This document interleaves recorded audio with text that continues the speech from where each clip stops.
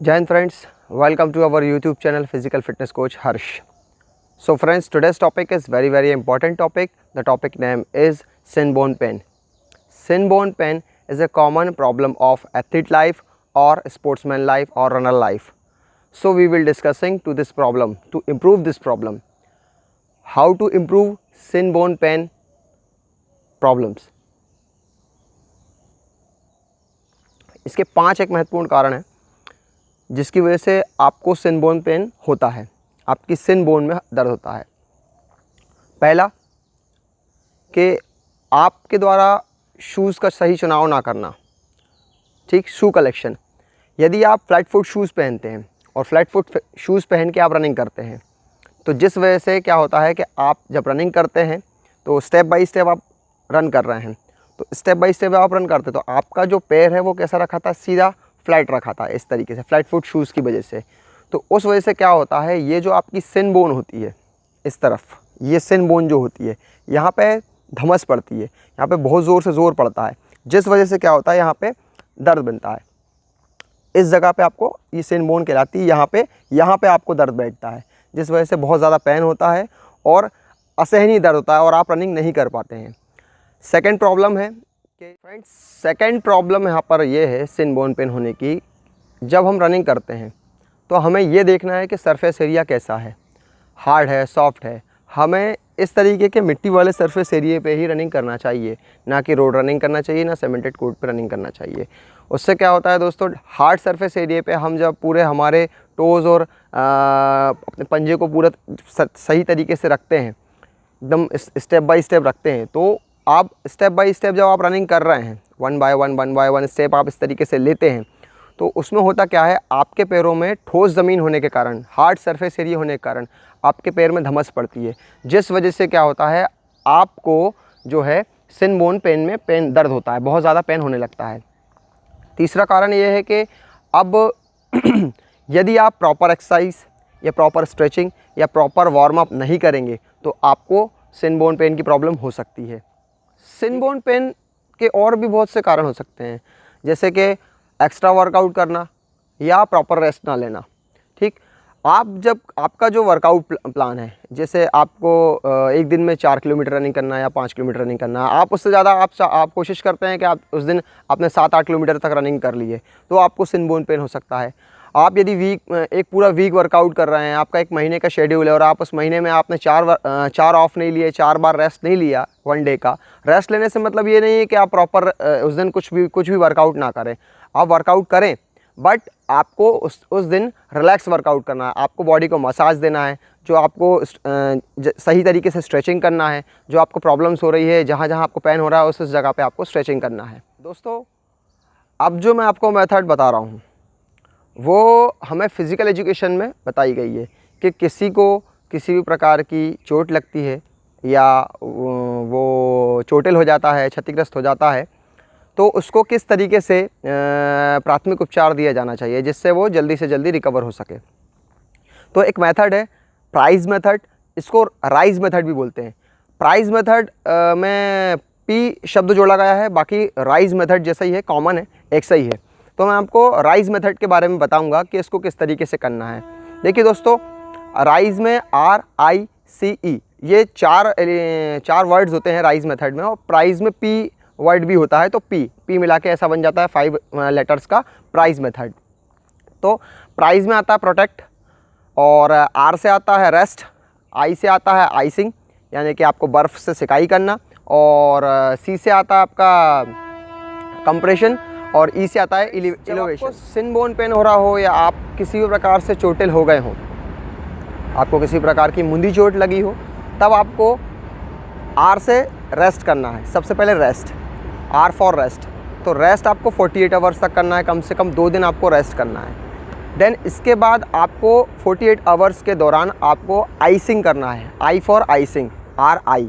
ठीक, आइसिंग करना है। आइसिंग से क्या होगा, आपको बर्फ़ लेना है, बर्फ़ को एक थैले में रखना है, थैले में रख के जिस जगह आपको पेन हो रहा है, जैसे आपको शिन बोन पेन हो रहा है, तो ये आप इस जगह पर आइसिंग कर सकते हो बहुत आराम से।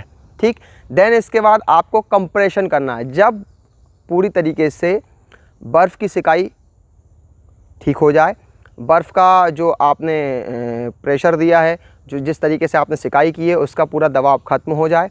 उसके बाद आपको जब पूरा बॉडी टेम्परेचर नॉर्मल होने पर उस जगह का, आपको फिर कुछ नहीं करना है, आपको सिकाई करना है। सिकाई कैसे करना है? आप चाहें तो बाम का यूज़ कर सकते हैं, कोई भी आप जो भी आप बाम या जो भी आप जेल यूज़ कर सकते हैं, जैसे वॉलोनी, मूव एंड लाल बाम, इस प्रकार के आप बाम का यूज़ कर सकते हैं। लास्ट आपको अब फ्रेंड्स एलिवेशन पे ध्यान देना है। एलिवेशन क्या होता है? जब आपने रेस्ट कर लिया, रेस्ट के दौरान आपने आइसिंग कर लिया, आइसिंग के बाद आपने बाम से भी सिकाई कर ली, कंप्रेशन कर लिया, तो आपका फोर्थ जो स्टेप है आपका वो है एलिवेशन। एलिवेशन में आपको सिर्फ़ और सिर्फ आपको उस जगह पर जब आपने सिकाई की है, सिकाई करने के बाद आपने बाम से वगैरह से, जेल वगैरह से गर्म सिकाई की है, उसके बाद आपको क्रैम्प लेना है। क्रैम्प से आपको जिस जगह पे आपको प्रॉब्लम हो रही है उस जगह पे आपको उसको इस तरीके से लपेटना है, ज़्यादा टाइट नहीं लपेटना है, जिस वजह से स्वेलिंग जो है नीचे की तरफ ना चढ़ जाए। स्वेलिंग कम करने के लिए आपको क्रैम्प से ऐसा बांधना है।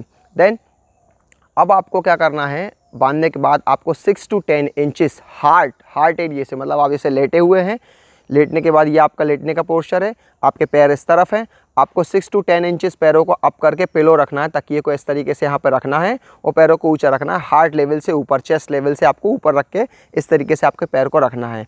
तो आपको जो है प्रॉपर रेस्ट इस तरीके से आपको लेना है। जब आपको सिन बोन पेन हो या आपको किसी प्रकार की मोच आ जाए या क्रैम्प आ जाए आपकी बॉडी में, या कहीं भी आपको किसी प्रकार की ऐसी दिक्कत जारी हो, तो आपको इस मेथड के थ्रू आपको रेस्ट लेना ही है। आप देखिएगा, आप बिल्कुल प्रॉपर बहुत जल्दी ठीक हो जाएंगे और आपको प्रॉपर रेस्ट आराम मिलेगा। तो फ्रेंड्स, ये थी राइज़ मेथड, प्राइज़ मेथड। इसको आप फॉलो कीजिए, ये बहुत ही अच्छी मेथड है। इसको आप अपने, यदि आपको दिक्कत जाती है, आपको सिन बोन पेन है, तो आप इसको फॉलो कर सकते हैं, ये बहुत ही ज़्यादा अच्छी। फ्रेंड्स, ये जो मैंने अभी आपको बताया, ये था हमारा राइज़ मेथड। इसके साथ साथ आपको कुछ एक्सरसाइजेस जैसे कि स्ट्रेचिंग वगैरह में जो आपको बताऊंगा, उनको भी 4 से 5 स्ट्रेचिंग हैं, उनको आपको फॉलो करना है। यदि आपको सिन पेन नहीं हो रहा है तो भी आप इसे कर सकते हैं, ताकि आप आगे सिन बोन पेन से बच सकें।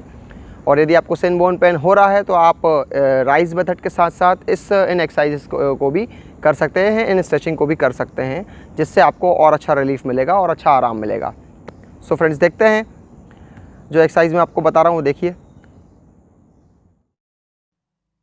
आपको अपनी टो से हिल पर जोर देना है, जिससे आपकी काफ मसल पर असर पड़ेगा और आपकी सिन बोन पेन ठीक होगा, सिन पेन ठीक होगा। आपको इस एक्सरसाइज में अपनी टोस पर आकर पूरी बॉडी को अप करना है, पूरी बॉडी को सही तरीके से अप करके रखना है, बार बार अप करते रहना है इस तरीके से। इस एक्सरसाइज में आपको मैट के ऊपर बैठना है, दरी के ऊपर बैठना है और अपने टोस को आगे की तरफ स्ट्रेच करना है, और स्ट्रेच करने के साथ साथ उसे होल्ड भी करना है। धीरे धीरे करके आप इसे होल्ड कीजिए, आपको काफ मसल पे ज़ोर पड़ेगा और आपका आगे जो सिन पेन है वो दर्द बहुत सही तरीके से ठीक होगा। बहुत अच्छा एक्सरसाइज है ये। इस एक्सरसाइज में आपको टॉवल का यूज़ करना है और टॉवल को अपने पंजों पर लगाकर दोनों पैरों को एक साथ चिपकाकर दोनों हाथों से प्रेस करना है अपनी तरफ। देन इसके बाद आपको होल्ड करके रखना है।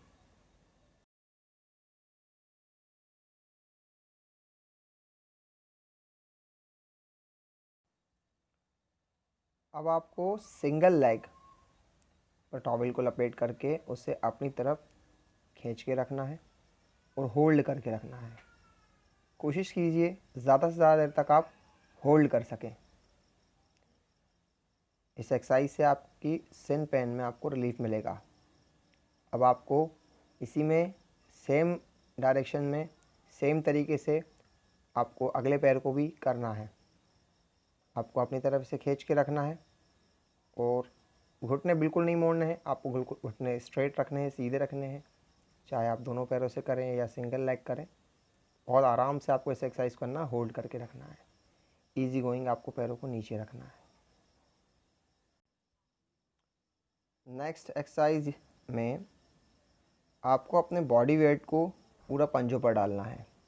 पंजे बिल्कुल स्ट्रेट रखने हैं और पूरा बॉडी वेट जो है अपने पंजों पर डालना है। जब आप अपना पूरा बॉडी वेट पंजों पर डालेंगे तब काफ्स के आगे का जो पोर्शन है जहाँ सिन पेन होता है उस जगह पर खिंचाव बनेगा, काफ्स पर खिंचाव बनेगा। देन आपको सिन पेन से इस एक्सरसाइज के ज़रिए, इस स्ट्रेचिंग के ज़रिए आपको बहुत जल्दी राहत मिलेगी।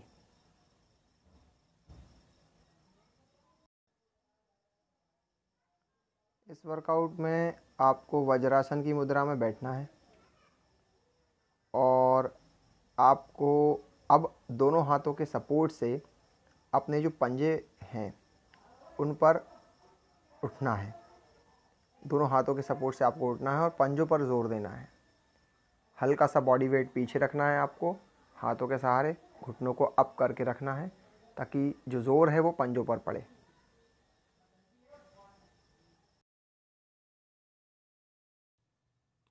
इस एक्सरसाइज में भी सबसे पहले आपको वज्रासन की मुद्रा में बैठना है और बॉडी को धीरे धीरे करके हाथों के सपोर्ट से पीछे ले जाना है।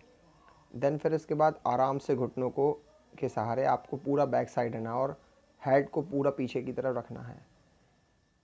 इससे आपका जो सिन पेन है बहुत जल्दी चला जाएगा। ये कुछ चुनी हुई एक्सरसाइज हैं, बेस्ट एक्सरसाइज हैं जो सिर्फ़ और सिर्फ आपके लिए लाया हूँ मैं। इन एक्सरसाइजेस की मदद से आपका सिन पेन बहुत जल्दी, बहुत आसानी तरीके से रिलीफ मिलेगा। दोस्तों आपको सिर्फ इस एक्सरसाइज में टो के बल पे, मतलब आपको पंजों के बल पर चलना है, बॉडी को अप करके रखना है, खींचना है, आगे चलना है। इसी मूवमेंट में आपको पीछे आना है। इस तरीके से आप इस एक्सरसाइज को करेंगे तो आपको बहुत जल्दी आसानी से रिलीफ मिलेगा। इस तरीके से आपको टो के बल पे चलना है तो आपके जो सिन बोन पेन है वो जल्दी से जल्दी ठीक हो सके।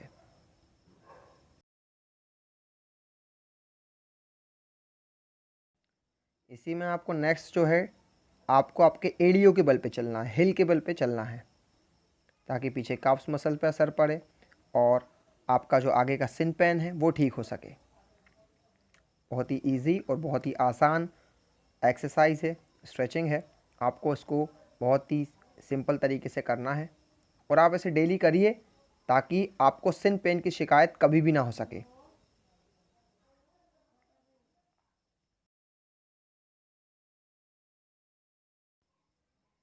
फ्रेंड्स, लास्ट एंड फाइनल जो स्ट्रेचिंग है इसका सपोर्ट आप कुर्सी के सपोर्ट से या दीवार के सपोर्ट से हाथ को रख करके आप इसमें आपको अगला पैर जो है आपको सिंपल रखना है और आपका जो पिछला पैर है आपको इस पर काफ्स पे जोर देना है और पूरी एड़ी को नीचे रखना है जिससे आपके सिन पेन में आपको रिलीफ मिल सके।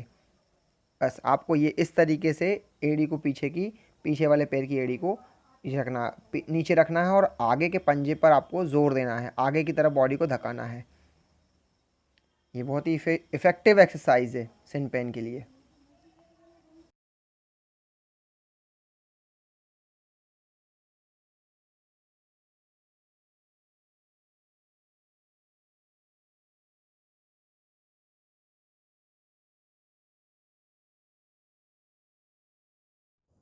So friends, I hope you will like this video. आपको मेरा वीडियो पसंद आया है तो प्लीज़ मेरे चैनल को सब्सक्राइब करें, मेरे इस वीडियो को ज़्यादा से ज़्यादा लोगों तक शेयर करें और आपको किसी भी प्रकार की कोई क्वेरी लेनी है तो आप कमेंट बॉक्स में कमेंट कर ज़रूर बताएं ताकि मैं आपकी इन सभी प्रॉब्लम्स को सॉल्व कर सकूँ, रिज़ॉल्व कर सकूँ।